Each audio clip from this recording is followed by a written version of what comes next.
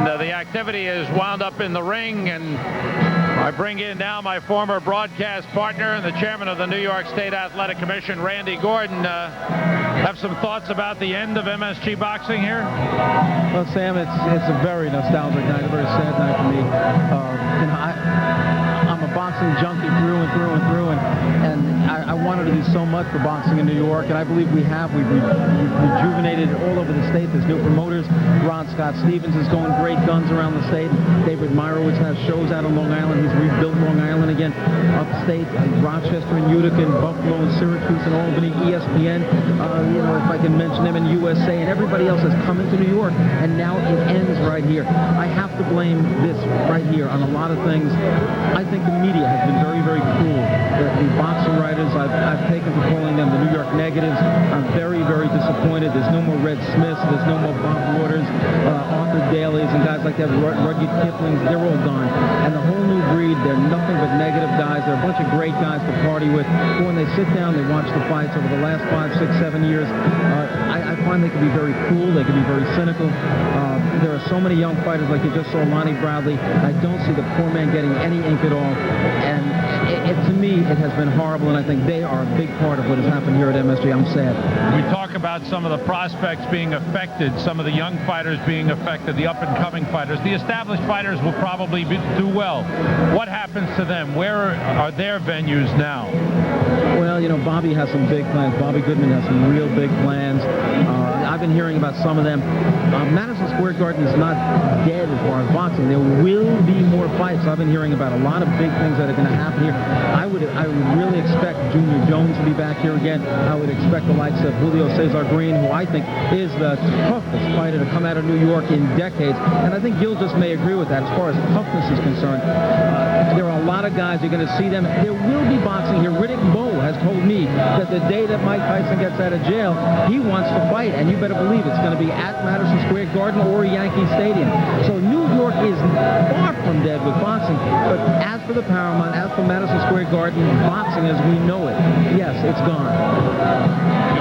Randy, it seems a little ironical to me that you see a kid like Julio Cesar Green tonight, Lonnie Bradley. These kids are guys that can fill a house, and all of a sudden Madison Square Garden, and to me at the wrong time, decided to get out of the promoting business. Gil, and Sam, I've been holding this back, and I think I'm still going to hold it back a little bit, but I don't think it was given a chance. I have a gut feeling, not a Gutkowski feeling, but just a gut feeling that within a year and a half, boxing will be back. Maybe there'll be a new boxing department here. At least I hope there will. I hope that the corporate execs here will reconsider all their financial goings-on and whatever, and bring the sport back, that put this place on the map. Hockey is great, but it didn't do it. Basketball is great, but it didn't do it. Boxing is the thing that made Madison Square Garden its name, and I think it will be back. I think it should be back, and I think that the New York negatives should turn their whole attitude around and start giving these young fighters the breaks they deserve. What will you do as commissioner? Is there anything you can do to try and revive it? Well, I'm just going to keep going with the Ron Scott Stevens. This guy has helped keep boxing alive, putting on shows across the street at the Ramada and some other places. The David Meyerowitz. Here's a guy, he's an attorney. He took out his license, his promoter's license, has put on 4 outstanding shows on Long Island at hotels that would never touch boxing, has packed it each time. Next week, he's going at the Huntington Hilton. They expect another sold-out crowd. Boxing has been dead on Long Island, the home of Gil Clancy and Randy Gordon. It's back again because of the Meyerowitzes and the Ron Scott Stevens. Boxing is alive and well in New York. We're still about number 6 in the nation in terms of fights, even without the Gardens fights. But I want to see it back here again. It's a landmark. It's a shrine. It deserves to be here. It's like ripping down Yankee Stadium or the Pyramids or the Sphinx or whatever. It has to stay. It can't go away. Randy, I'm concerned about a lot of young fighters in the gyms getting discouraged. They can't get any work. They're not going to pay their airfares, 4- and 6-round fighters to fight out of town. And if they see that they can't get work, they're going to leave the gymnasiums. Gil, I've been going down the gyms as many as I can. I'm talking about upstate, too. I've been going in the city to Alonzo's gym, the 42nd Street gym. I've been going to Gleason's gym and a lot of gyms all around the state. A lot of the guys do have that feeling, but they're looking to me to say, Commish, tell us it's not dead said in New York. And it's not. The numbers will tell you this story, that upstate regions, there are fights there. They're looking at a couple of fights in Buffalo. The Calico and the Villa Roma Hotel just had one. I'd say in the next year, New York State, without the Garden, is going to have another 40 bouts. And Randy, can it be a profitable business?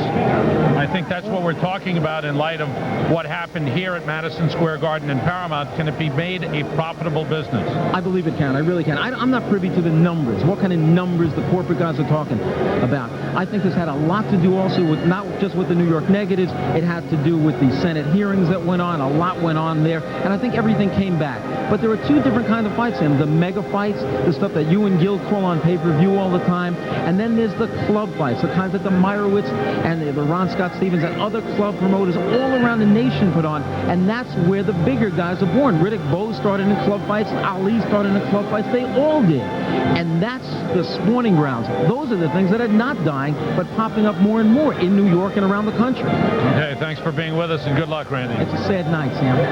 I know the feeling well. Randy Gordon, behind us, the ring is being taken down here at the Paramount as the last Madison Square Garden boxing show comes to a close. We will be back with more of our Fight Night coverage from the Paramount in just a moment. And it's rung for the last time as far as MSG Boxing is concerned. And just to mention some of the great names who were here. Harry Markson, we saw him earlier. Teddy Brenner, John Condon, the late John Condon. Gil Clancy, who worked so many years here at Madison Square Garden, and Bob Goodman. And we thank them for all the great years of boxing, and you included, that you put into this building. Well, thank you, Sam. And you know, again, mentioning tonight, we saw that great performance by Julio Cesar Green. It reminds me of a young Jose Torres when he came along. He had such a Latin following that any time a promoter used him on a show, it was guaranteed a profit. I would have to say that the Garden really pulled out at the wrong time, because I really think this kid could fight the best fighters around and sell out this place. Certainly some exciting prospects that Bobby Goodman has. How many he will keep remains to be seen. There are other promoters who are after his fighters. Well, that's always the problem in boxing. You know, if you can't produce for a fighter and get him fights, he's going to go someplace else, and that's what the problem that Bobby has to deal with right now.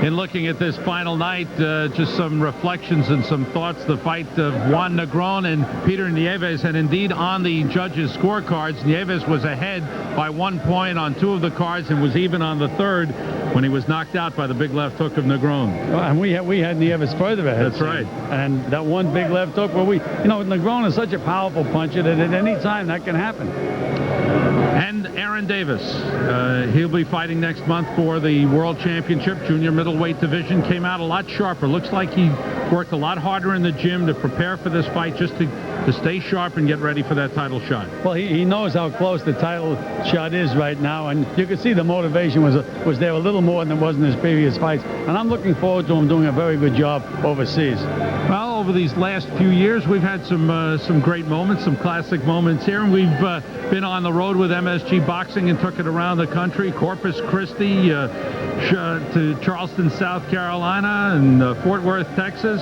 Some good times we had. The Villa Roma. You still have the cow? That's right. The cow is locked up in the garage.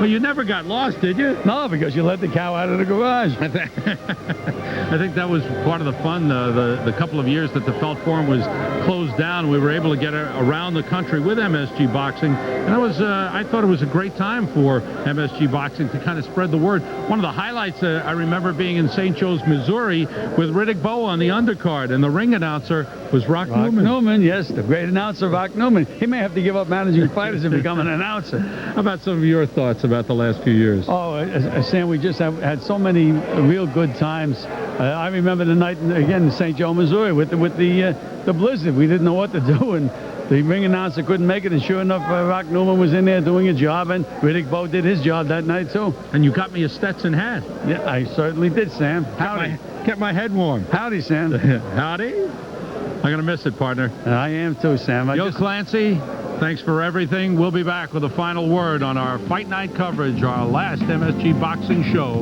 in just a moment. Night of MSG Boxing here at the Paramount. The bell, the ropes taken down. The workers continue to close down the ring. The lights are out here for the final time. MSG Boxing The writers will put the final words on it. The stories of the night, the young prospects going on, hoping to become future champions, representing Madison Square Gardens. Some great memories here as MSG Boxing ends its final night. Fight Night has been brought to you by Bill Clancy. This is Sam Rosen. So many great memories here of MSG Boxing that will always linger on.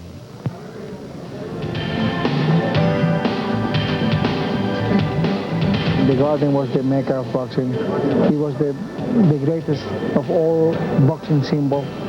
To fight in the Garden was the dream of every young fighter. It was instantly the big time because you read about the history of Madison Square Garden, Joe Louis and all the great fighters were there, and there I am being introduced in Madison Square Garden. I never will forget it, the highlight of my whole career as a professional boxer. Madison Square Garden was the place. Madison Square Garden was like, let's say, the history book, the almanac, the encyclopedia. Once you get here, you've been made. It was like the ultimate, like in show business. What was it? The Palace Theater? That's the same thing with Madison Square Garden. All over the world, all the fighters all over the world, that's where they wanted to go. Madison Square Garden. I wanted to fight at Madison Square Garden mainly because, to me, it's the mecca of boxing. Madison Square Garden is an institution. It's where all the great fighters are fought. And I want to be one of those guys. The referee stops the fight. He stops the fight. I can't remember there not being boxing in Madison Square Garden. It was, to me, it's synonymous with the Garden. You go overseas and say, oh, I work for Madison Square Garden. Oh, they box, they box. So they all know the boxing in Madison Square Garden, and it's sad to see it go. At the same time, I'm very excited about the prospects for the future.